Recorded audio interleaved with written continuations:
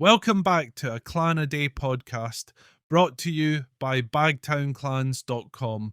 I'm your host, Colin MacDonald, and today we're diving into the illustrious history of Clan Cochrane, a clan with roots in Renfrewshire and a legacy that spans centuries of bravery, ingenuity, and service both in Scotland and across the globe. The origins of the Cochrane name are steeped in mystery and tradition. Some believe it traces back to a Viking warrior who settled in what is now Renfrewshire between the 8th and 10th centuries. Others suggest that it might have connections to Gaelic roots, with the name deriving from words meaning roar of the battle or battle cry. Whatever the true origin, the Cochranes took their name from the lands of Cochrane near Paisley, establishing themselves as one of Scotland's enduring families. The first documented Cochrane in Scotland was Waldeave de Coverane, who appeared as a witness to a charter in 1262. Over the centuries, the family grew in prominence, with notable figures such as William de Cochrane appearing in historical records, including the famous Ragman Roll of 1296. By the 14th century, the Cochranes were firmly rooted in Renfrewshire, their name intertwined with the lands and castles that bore their identity.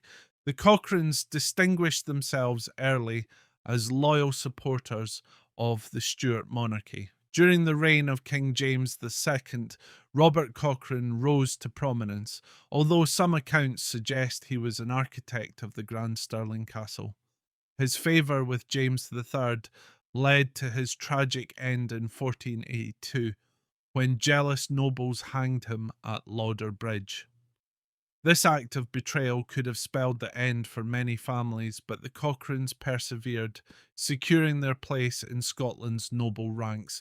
The late 16th and early 17th centuries marked a turning point for the clan. William Cochrane, through his marriage and acquisition of lands, built Cochrane Tower in 1592, an enduring symbol of the family's power.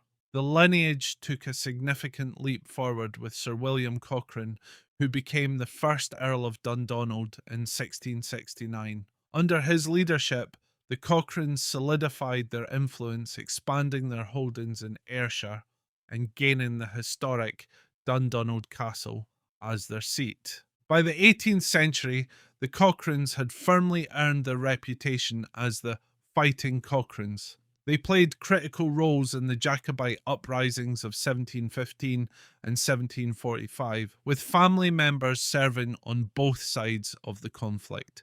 Captain John and Captain Basil Cochrane fought with the government forces, while William Cochrane of Ferguslie supported the Jacobites, illustrating the divided loyalties that marked this turbulent era. But the true zenith of the clan's martial legacy came with the legendary exploits of Thomas Cochrane, the 10th Earl of Dundonald, a man whose life reads like an epic tale. Born in 1775, Thomas joined the Royal Navy at just 18 years old and quickly earned a reputation for audacity and skill.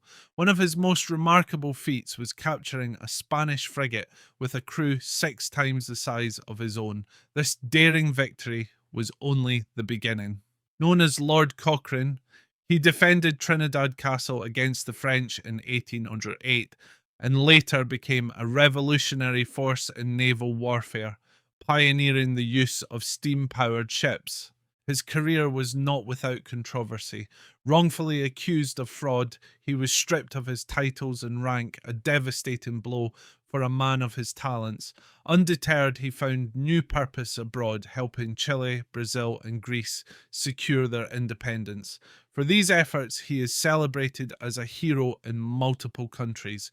In 1854, after years of exile, Thomas was reinstated to the British Navy and made Rear Admiral. His legacy endures, not only in Scotland, but also in the annals of naval history.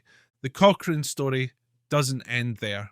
Throughout the 19th and 20th centuries, the clan continued to produce notable figures, including Sir Ralph Cochrane, a distinguished RAF officer known for his role in the famous Dam Busters raid during World War II.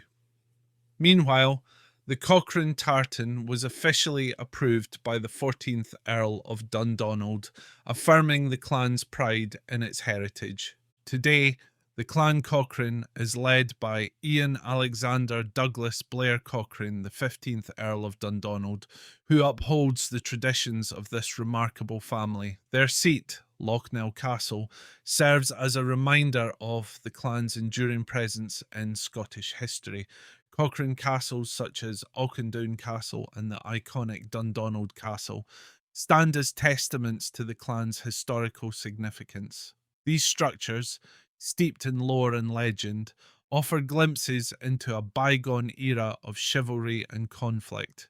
The motto of Clan Cochrane, Virtute et labor, by valor and exertion, perfectly encapsulates their spirit. From the fierce warriors of medieval Scotland to the naval heroes of the Napoleonic Wars, the Cochranes have continually exemplified courage, innovation, and loyalty.